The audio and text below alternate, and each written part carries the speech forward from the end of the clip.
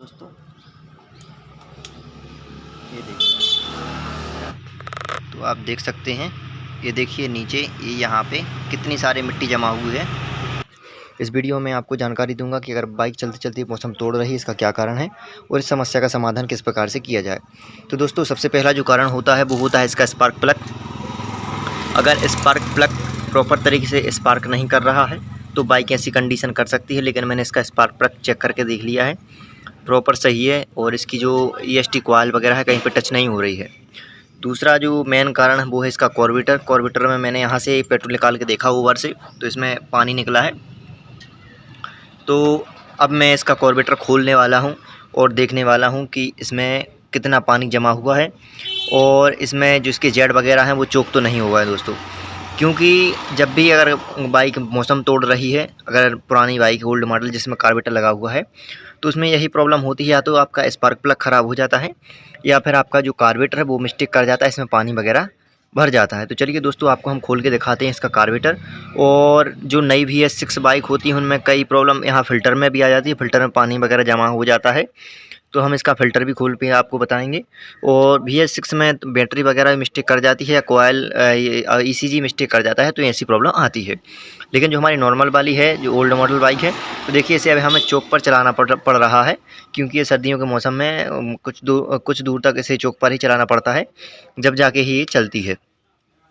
तो चलिए दोस्तों मैं आपको जल्दी से खोल के बताता हूँ इसका कार्बोरेटर और बताता हूँ इसमें पानी वगैरह कैसे क्या कहाँ से निकलता है और इसके जेड वगैरह कैसे साफ़ करें, क्लीन करें। ठीक है दोस्तों। तो दोस्तों वीडियो को स्किप करके ना देखें, अगर स्किप करके देखेंगे आप तो वीडियो कहीं से समझ में नहीं आने वाला है। तो सबसे पहले हमें 10 नंबर के 2 स्क्रू खोलेंगे। देखिए यहाँ पे लगे हुए हैं बॉक्स के, तो इसे हम खोल लेंगे। तो दोस्तों हमने इस बॉक्स को खोल लिया है, देख सकते हैं आप यहाँ पर बहुत सारा स्पेस हो गया है खोलने के लिए। तो हमें कार्बोरेटर के जो ये 2 नट लगे हुए हैं, सबसे पहले इन 2 नट को खोलना है हमें। और उसके बाद ये जो हमारा फ़िल्टर लगा हुआ है, फ़िल्टर का एक अलग से लगा हुआ है जो नट है, क्लैंप लगा हुआ है, इसको हम ढीला कर लेंगे जिससे हमारा कार्बोरेटर नीचे की ओर खुल जाएगा और इन 2 नट को हम आराम से खोल लेंगे दोस्तों। ठीक है, तो दोस्तों हम इसको खोल के बताते हैं आपको। तो देखिए दोस्तों सबसे पहले जो नट लगे हुए हैं 2 8 नंबर के नट, तो इसे हम रिंग पाना की मदद से खोल लेंगे। देखिए हमारे पास रिंग पाना है 8 नंबर का, तो सबसे पहले हम इन नट को खोलेंगे। देखिए कुछ इस तरीके से।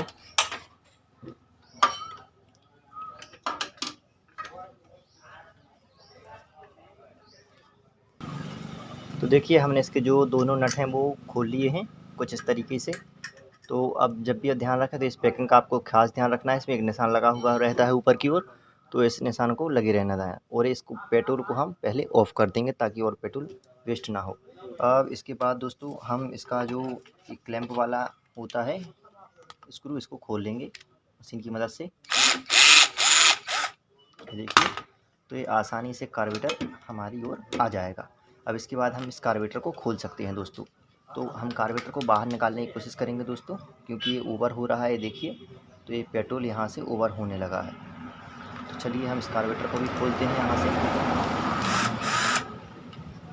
ये इसका पहला स्क्रू है और इसका दूसरा स्क्रू, इन दोनों को खोल लेंगे दोस्तों। ये देखिए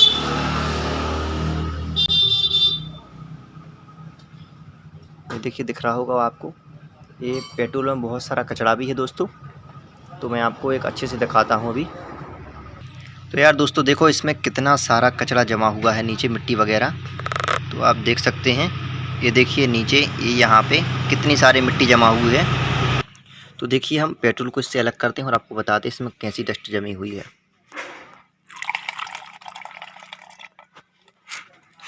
ये देखिए यहाँ पे देखिए ये जो मिट्टी जमी हुई है कितनी ज़्यादा जमी हुई है इसमें।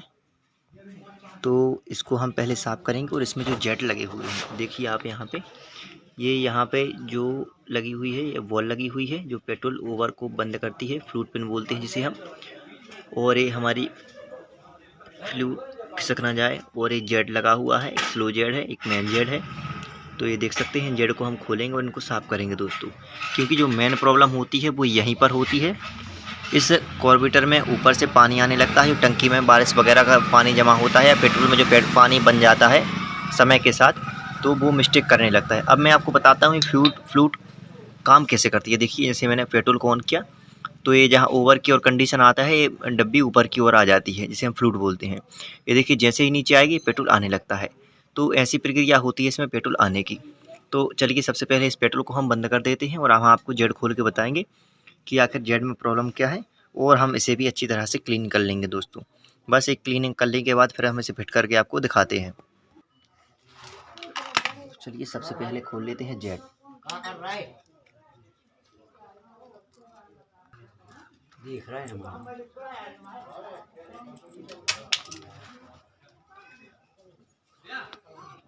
ये है हमारा मेन जेड और ये है हमारा स्लो जेड।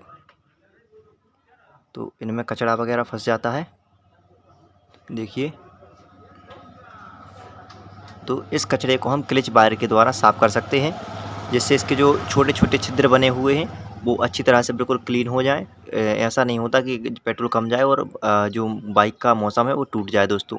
तो इसको पहले अच्छी तरह से क्लीन करना होगा। आप क्लिच वायर से भी कर सकते हैं और इसे हवा के द्वारा भी कर सकते हैं। तो चलिए मैं आपको इसे साफ़ करने का जो तरीका है वो मैं बता देता हूँ। ये देखिए दोस्तों, ये मेरे पास है एक्सीलेटर वायर, इसको मैं अच्छी तरह से खोलूँगा। इसके बाद मैं इसका एक वायर अलग ले लूँगा, जिससे हमें साफ़ करना है। तो ये पतला होना चाहिए दोस्तों, ये बहुत पतला होना चाहिए। आप क्लिच वायर इसमें यूज ना करें, क्लिच वायर से कुछ नहीं होगा, इसमें एक्सीलेटर वायर चाहिए होगा। तो ये देख सकते हैं आप। इसके बाद ये इसमें जो छोटे छोटे छिद्र बने हुए हैं, एक छिद्र से डालेंगे आप, देखिए दूसरे में आ जाए, देखिए इस तरीके से। तो ये देखिए इस तरीके से साफ़ करने हैं हमें। इसको अच्छी तरह से क्लीन करना है दोस्तों, बिल्कुल भी इसमें कचरा वगैरह ना रह जाए। तो कुछ इस तरीके से इसे हमें साफ़ कर देना है, देखिए। अब इसके बाद एक और इसमें छिद्र देखिए आपको दिखाई दे रहा होगा, तो इसको भी अच्छी तरह से क्लीन कर दीजिए। अगर आपके पास पंप वगैरह है तो इससे भी आप साफ़ कर सकते हैं। और ये देखिए स्लो जेड है छोटा वाला, तो इसे भी अच्छी तरह से क्लीन करना है दोस्तों।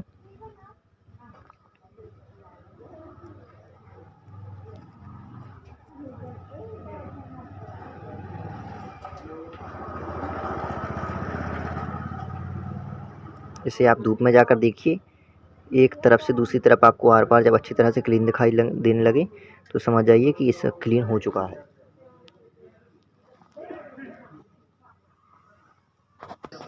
तो यार दोस्तों, हमने इन जेडों को दोनों को अच्छी तरह से साफ़ कर दिया है, जिससे अब जो पेट्रोल आने की या जाने की जो प्रॉब्लम हो रही थी, जो कम पेट्रोल आ रहा था, तो इससे प्रॉब्लम ख़त्म हो जाएगी और झटके लेने की भी समस्या ख़त्म हो जाएगी दोस्तों।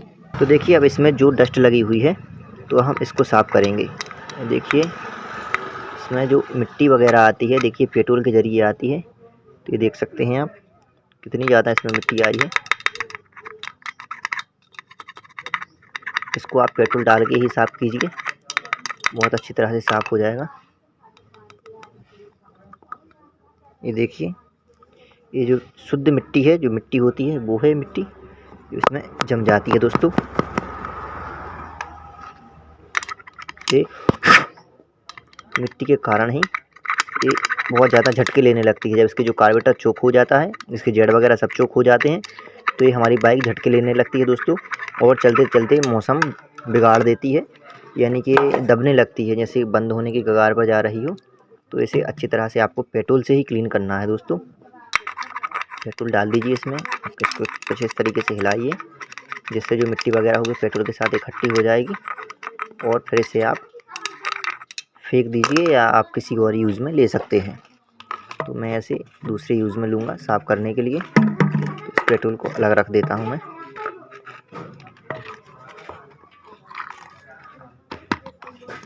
ये देखिए बिल्कुल क्लीन हो चुका है। तो अब हमारे जेड हम कस देंगे जैसे थे, और उसके बाद हम आपको फिट करके बताते हैं। दोस्तों हमने हमारे जेड लगा दिए और लगाने के बाद हम इसे टाइट कर देते हैं। इसे अच्छी तरह से टाइट कर दें, ये कहीं ढीले ना रह जाएं दोस्तों, क्योंकि वाइब्रेशन में कई बार क्या होता है कि अगर इसे हम ढीला छोड़ देते हैं तो ये वाइब्रेशन में खुल जाते हैं। तो खुलने का डर ना रहे, इसलिए इसे अच्छी तरह से आप टाइट कर दें, पर ऐसे भी ना करें कि अगली बार खुले ना, मिनिमम करना है। और इसके बाद जो हमारा इस कैप है इसको हम फिट कर देंगे। देखिए कुछ इस तरीके से जो कैप है इसकी ये वाली जो फंक्शन होता है, इसमें जो नट लगा होता है, ये बाहर की ओर रहना चाहिए, यानी कि उस तरफ रहना चाहिए। ये देखिए कुछ इस तरीके से हम फिट करते हैं।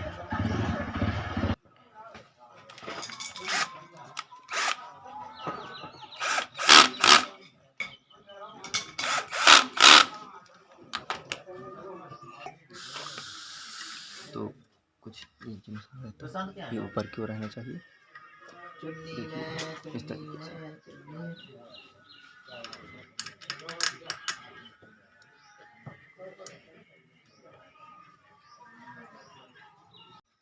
तो दोस्तों आपने ये पूरी वीडियो देखी और आपने समझा कि किस तरीके से बाइक में प्रॉब्लम होती है और किस तरीके से कार्बोरेटर को साफ़ किया जाता है। तो दोस्तों वीडियो अच्छा लगा तो वीडियो को लाइक कीजिए और चैनल को सब्सक्राइब करना बिल्कुल मत भूलिए और दोस्तों के साथ शेयर ज़रूर कीजिए ताकि उनको भी जानकारी मिले। हम आगे आपको बाइक स्टार्ट करके बताते हैं। झटके वाला प्रॉब्लम होता है, बाइक बिना चुप के स्टार्ट नहीं हो रही थी, किस प्रकार से स्टार्ट हो रही है।